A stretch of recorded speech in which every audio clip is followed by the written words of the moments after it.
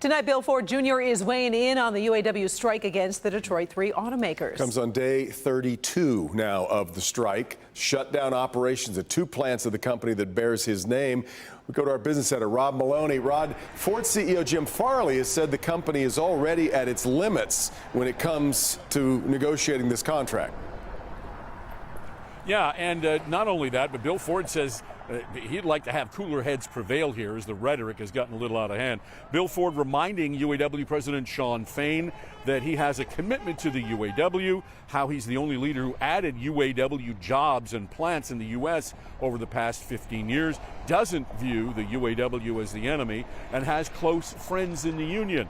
And then he sounded the alarm about what the strike is doing to Ford and the industry here in the United States competitively.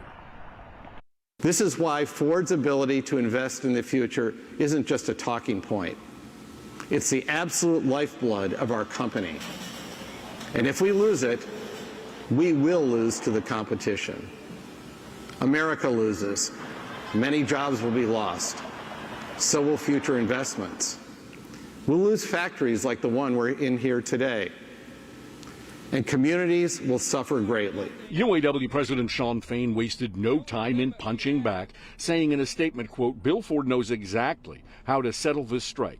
Instead of threatening to close the Rouge, he should call up Jim Farley, tell him to stop playing games and get a deal done, or we'll close the Rouge for him, end quote, further inflaming the situation. Bill Ford pressed harder on competitiveness issues. This should not be Ford versus the UAW. It should be Ford and the UAW versus Toyota, Honda, Tesla, and all the Chinese companies that want to enter our home market. Toyota, Honda, Tesla, and the others are loving this strike because they know the longer it goes on, the better it is for them. They will win, and all of us will lose. Fain doubled down again, quote, if Ford wants to be the all-American auto company, they can pay all-American wages and benefits. Workers at Tesla, Toyota, Honda, and others are not the enemy. They're the UAW members of the future, end quote.